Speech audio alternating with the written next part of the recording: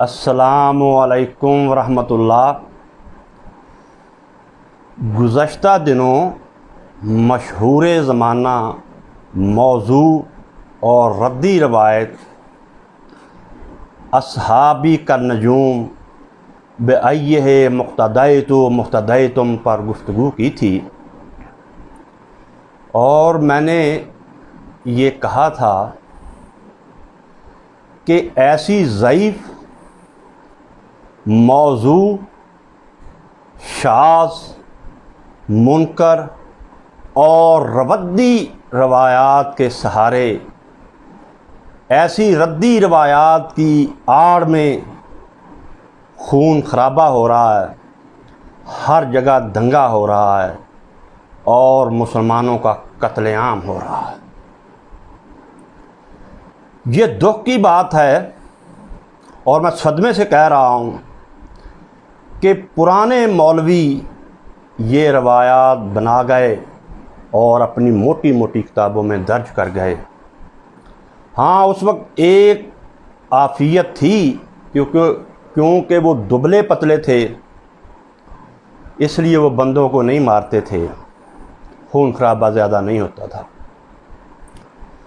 مگر اب جو مولوی ہیں نئے دور کے، جو موٹے تازے ہو گئے ہیں، تکڑے ہو گئے ہیں، کھا کھا کے پل گئے ہیں، ان کے پاس بڑی بڑی گاڑیاں ہیں، یہ بڑے بڑے ہوٹلوں میں لذت لے لے کر، جھوم جھوم کر یہ ردی روایات بیان کر رہے ہیں، جنہیں سن کر ان کے فالورز، ان کے مرید، جن کے پاس کلاشن کوفے ہیں، گرنیڈ ہیں، بم ہیں، بیرونی سرمایہ ہے، وہ مسلمانوں کا قتل عام کر رہے ہیں۔ حالانکہ یہ ردی روایات بیان نہ کریں تو گزارا ہو جاتا ہے، مگر دوسری طرف رسول اللہ نے بہت سختی سے کہا ہے کہ سباب المسلم فسوقا وقتالہ کفر، مسلمان کو گالی دینا، مسلمان پر سب و شتم کرنا فسق ہے، اور اسے جان سے مار ڈالنا کفر ہے، مسلمان کو قتل کر دینا کفر ہے۔ مگر یہ لوگ ڈر نہیں رہے۔ آج کی صحبت میں انشاءاللہ تعالی ہم امیر المومنین خلیفۃ المسلمین حضرت ابو بکر صدیق کی شان میں بنائی گئی ایسی ہی موضوع اور ضعیف روایات کو بیان کریں گے۔ بیان کرنے کا سبب یہ ہے کہ ہمارے یہ جو رہبر ہیں، یہ بڑے بڑے ہوٹلوں میں جھوم جھوم کر یہ روایتیں بیان کر رہے ہیں۔ سامنے بیٹھے لوگ سوال نہیں کر سکتے، اگر سوال کرنے کی انہیں جرت دے دی جائے، وہ پوچھیں کہ مولوی صاحب یہ تو فلاں فلاں فلاں کتاب میں ہے اور فلاں فلاں عالم دین اس کو ضعیف کہا ہے، کیونکہ ان کی زبانوں پر تالے ہیں، پہلے اعلان کیا جاتا ہے کہ کسی کو سوال کرنے کی اجازت نہیں ہے، جو ہم سنائیں گے وہ آپ سنیں اور گھروں کو جائیں۔ یہ روایات جو ہیں ممبر و محراب سے بیان کی جا رہی ہیں، اور ان کی بنیاد پر لوگوں کو مارا جا رہا ہے، پیٹا جا رہا ہے کہ آپ ان روایات کو مانیں، کیوں نہیں مانتے، کیوں اعتراض کرتے ہیں۔ حضرت ابو بکر صدیق کی شان، ان کی عظمت، ان کی فضیلت، ان کی بلندی ایسی روایات کی محتاج نہیں ہے جو کہ صحیح نہیں ہے۔ ان کا مرتبہ اتنا بلند ہے کہ ہمارے خیالوں سے بھی اونچی ہے ان کی شان۔ پروانے کو چراغ ہے، بلبل کو پھول، بس صدیق کے لیے ہے خدا کا رسول بس۔ آپ کو بھی خدا کا واسطہ ہے کہ آپ بھی تحمل سے کام لیں، پڑھے لکھے لوگوں سے رابطہ کریں، سمجھیں کہ آپ جس روایت کی بنیاد پر دوسرے کو گالی دینے لگے ہیں، مارنے لگے ہیں، شریعت اسلامیہ کے ترازو میں اس کا وزن کیا ہے۔ ایسا نہ ہو کہ اس کا وزن ایک رائی ہو اور رائی کے بدلے میں آپ ایک مسلمان کو قتل کر دیں۔ تو میں کچھ روایات پڑھوں گا، بار بار یہ کہنے کی ضرورت نہیں ہے کہ یہ ضعیف ہے، یہ سب کی سب ضعیف ہیں۔ جو اب میں نے سلسلہ وار پڑھنی ہے نا، یہ ساری روایات ضعیف ہیں۔ انہیں ضعیف کہنے والے حافظ صاحب ابن حجر ہیں، امام البانی ہیں اور حافظ ذہبی ہیں۔ بار بار نہیں میں کہوں گا، اس لیے آپ کو پتہ ہونا چاہیے کہ یہ ساری ضعیف روایات ہیں۔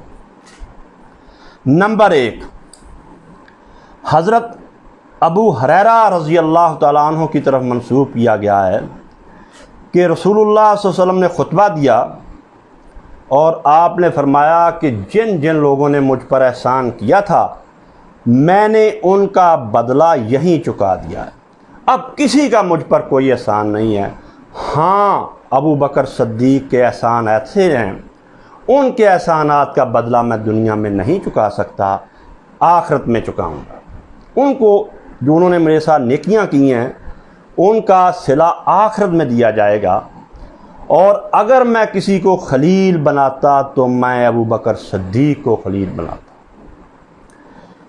اس روایت کو امام ترمذی نے نقل کیا ہے 3661 نمبر پر، اور امام ابن ماجہ نے نقل کیا ہے 94 نمبر پر۔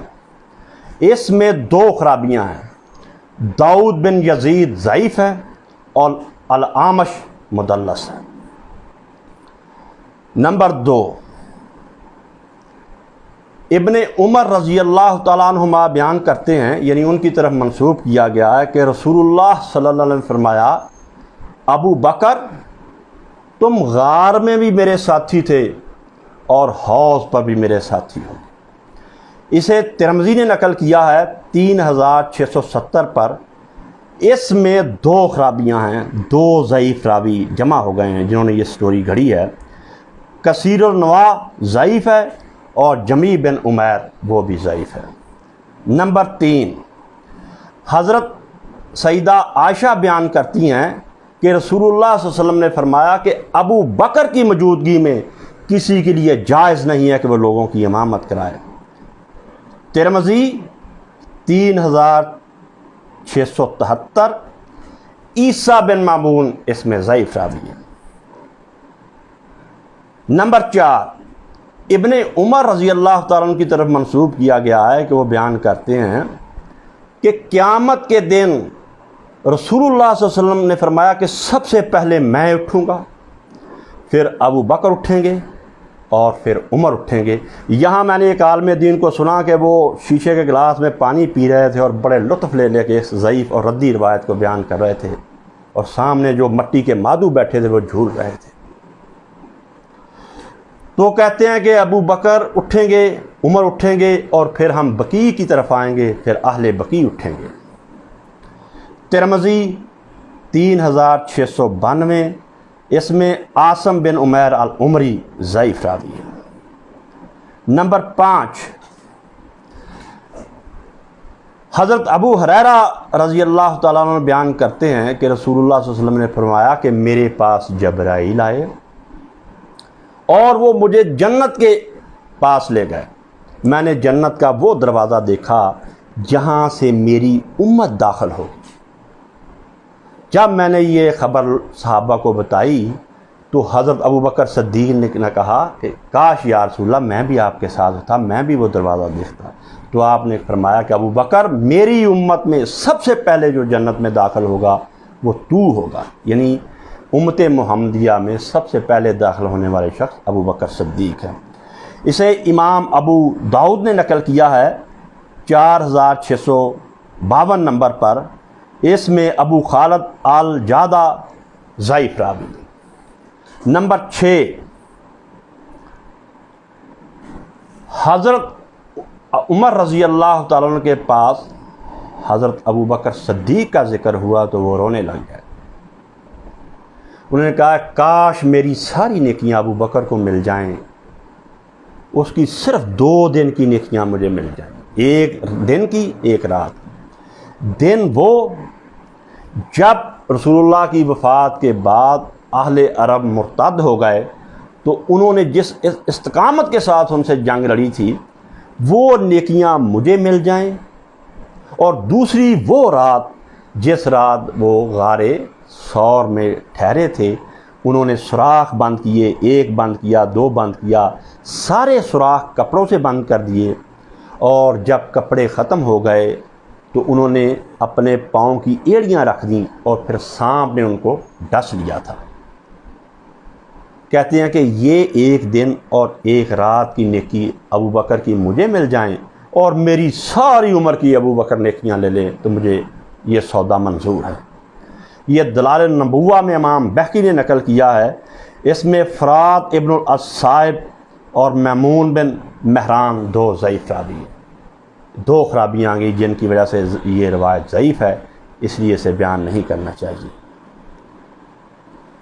حضرت ابو سعید الخدری رضی اللہ تعالیٰ عنہ بیان کرتے ہیں کہ اہل جنت علیین والوں کو اس طرح دیکھیں گے کہ جس طرح تم رات کے وقت آسمان پر ستاروں کو چمکتا ہوا دیکھتے، اور ابو بکر اور عمر بھی ان لوگوں میں سے۔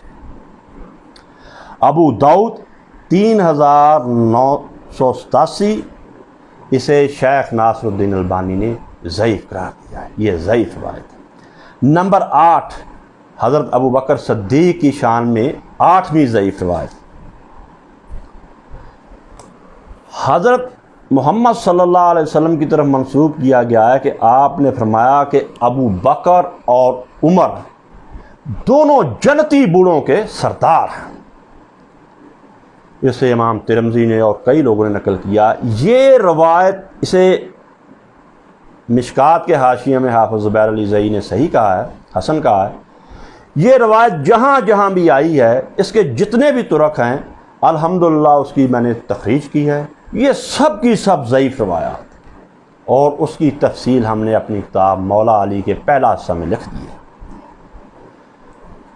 9ویں ضعیف روایت، انس رضی اللہ تعالیٰ عنہ فرماتے کہ جب رسول اللہ صلی اللہ علیہ وسلم مسجد نبوی میں تشریف لاتے تو صحابہ گردنیں جھکائے بیٹھے رہتے، کوئی آپ کی طرف نہ دیکھتا۔ ہاں، ابو بکر اور عمر رسول اللہ کی طرف دیکھ کر مسکراتے، اور رسول اللہ ابو بکر عمر کی طرف دیکھ کر مسکراتے۔ یہ جو بزرگ ہیں تینوں ایک دوسرے کو دیکھتے اور مسکرائے جاتے، باقی لوگ گردنیں جھکائے بیٹھے رہتے۔ اسے امام ترمذی نے نقل کیا ہے 3668، اس میں الحکم بن عطیہ ضعیف ہے۔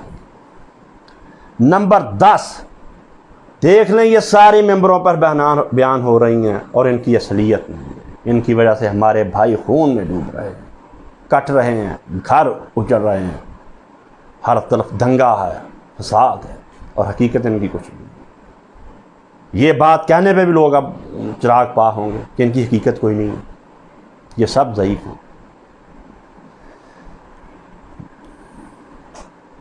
نمبر 10، ابن عمر رضی اللہ تعالیٰ عنہما بیان کرتے ہیں کہ رسول اللہ صلی اللہ علیہ وسلم جو ہے اپنے گھر سے نکلے تو آپ کے دائیں طرف ابو بکر تھے اور آپ کے بائیں طرف عمر تھے۔ آپ نے دونوں کو ہاتھ پکڑے تھے اور چلے آ رہے تھے۔ ایک عالم دین ایسے چل کے بھی بتا رہے تھے، لوگ ان سے سوال نہیں کر سکتے، بڑے لطف لے کے کہ ایسے چلے آئے۔ تو رسول اللہ نے فرمایا کہ قیامت کے دن بھی ہم ایسے چلتے جنت میں داخل ہوں۔ ترمذی 3669، سعید بن مسلمہ اس میں ضعیف راوی ہے۔ نمبر 11ویں ضعیف روایت جو ممبروں پر بیان ہو رہی ہے، عبداللہ بن حنطب بیان کرتے ہیں کہ رسول اللہ صلی اللہ علیہ وسلم نے فرمایا کہ ابو بکر عمر میرے لیے سمع و بصر ہے، میری آنکھیں ہیں، میرے کان ہیں۔ ترمذی 3671، اس کو بھی شیخ ناصر الدین البانی نے ضعیف روایت کیا۔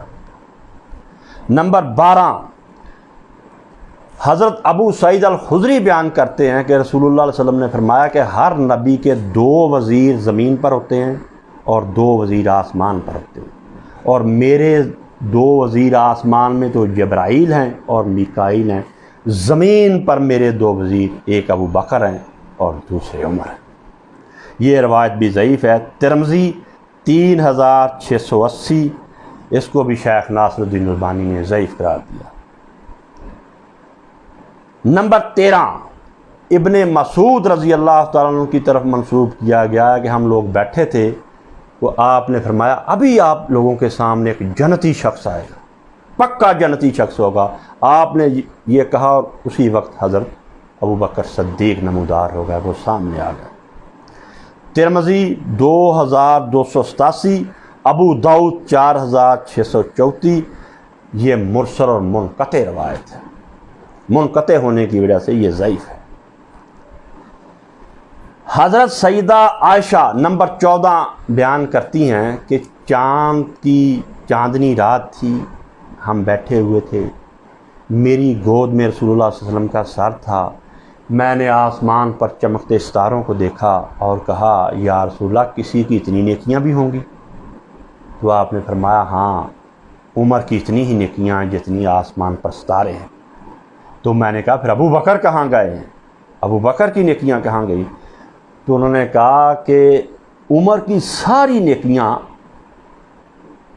عمر کی ساری نیکیاں ابو بکر کی ایک نیکی کے برابر ہے۔ یہ موضوع روایت ہے، یہ گھڑی ہوئی روایت ہے، البانی صاحب نے بھی اس کو موضوع کرا، یہ ضعیف نہیں ہے، یہ موضوع ہے۔ مدینہ شریف جس دن رسول اللہ تشریف لائے، ہجرت کی، مدینہ شریف تشریف لائے اور آپ کے اوپر ابو بکر صدیق نے اپنے کپڑے سے سایہ کیا ہوا تھا اور انصار کی بچیاں دف بجا کر گیت گا رہی تھیں۔ یہ واقعہ، یہ قصہ بھی من گڑت ہے، متروک ہے، گھڑا ہوا ہے۔ نمبر 16، رسول اللہ صلی اللہ علیہ وسلم کہا جاتا ہے، یعنی اس ضعیف روایت میں، کہ جب رسول اللہ صلی اللہ علیہ وسلم معراج کے وقت آسمان پر گئے تو جبرائیل علیہ السلام نے ابو بکر کے لہجے میں آپ سے بات کی۔ یہ تو معراج کے دنوں میں بہت ہی سنائی جاتی ہے، سیرت ابن کثیر میں ہے اور سیرت ابن ہشام میں ہے، یہ متروک روایت ہے، مسلمہ بن فضل اس میں ضعیف ہے۔ نمبر 17، کہتے ہیں کہ جنگ بدر ہو رہی تھی، تو جنگ بدر کے بعد حضرت ابو بکر صدیق رضی اللہ تعالیٰ کے بیٹے عبد الرحمن نے کہا کہ ابا جی آپ کئی بار میرے نشانے پر آئے اور میں نے آپ کو چھوڑ دیا۔ تو حضرت ابو بکر صدیق نے کہا کہ اگر تم میرے نشانے پر آ جاتے تو میں نے تمہیں نہیں چھوڑنا تھا۔ یہ قصہ بھی گھڑا ہوا ہے، امام ابن عبد البر نے لکھا ضرور ہے، شبلی نے لکھا ہے، مگر کسی کو اس کی کوئی اصلیت نہ مل سکی، اس کی کوئی اصل نہ ملی کہ یہ کہاں واقعہ۔ نمبر 18، یہ کہا جاتا ہے، بیان کیا جاتا ہے کہ زمانہ جاہلیت میں ابو بکر صدیق اور رسول اللہ صلی اللہ علیہ وسلم دوست تھے۔ اسے مصنف ابن ابی شیبہ میں امام ابن شیبہ نے بیان کیا ہے، 36,555، یہ بھی موضوع روایت ہے منقطع ہونے کی۔ میرے عزیزو، یہ مختصر میں نے دیگ میں سے ایک چاول آپ کے سامنے پیش کیا ہے کہ یہ وہ روایات ہیں جو ممبر و محراب پر بیان ہو رہی ہیں، ٹوکنے والے کو گالیاں دی جاتی ہیں اور لوگوں کو مجبور کیا جاتا ہے کہ ان روایات کو مانو۔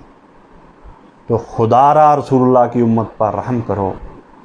اسلام میں شخصیت پرستی کی ممانعت ہے، صرف شخصیت ایک ہی ہے، رسول اللہ صلی اللہ علیہ وسلم۔ غیر نصابی سرگرمیوں سے بچو جن کا قیامت کے دن سوال نہیں ہونا، ان سرگرمیوں پر توجہ کرو جو نصاب میں شامل ہیں، جن پر رسول اللہ کی مہر ہے، وہ باتیں پڑھو، وہ پڑھاؤ۔ جن پر رسول اللہ کی مہر نہیں ہے، جعل سازی کے الزام میں انشاءاللہ دنیا میں بھی پکڑے جاؤ گے اور آخرت میں بھی۔ آخر میں میرا ایک سوال ہے، آپ لوگ اس کا تحریری جواب لے دیں کسی عالم دین سے، مجھ پر بڑا احسان ہو جا۔ میرا سوال یہ ہے، کیا ابو بکر عمر کو ماننا ضروریات دین ہے؟ مسلمانوں کو قتل کرنے والوں، میرا آپ سے سوال ہے، کیا ابو بکر عمر کو ماننا ضروریات دین ہے؟ تفرقہ پھیلا کر اپنے کاروبار کو پھیلانے والوں، کیا ابو بکر عمر کو ماننا ضروریات دین ہے؟ آپ اس کا مجھے تحریری جواب دیں، یہاں سے ہی بڑے عقدے حل ہو جائیں گے۔ اللہ ہمارا حامی ناصر۔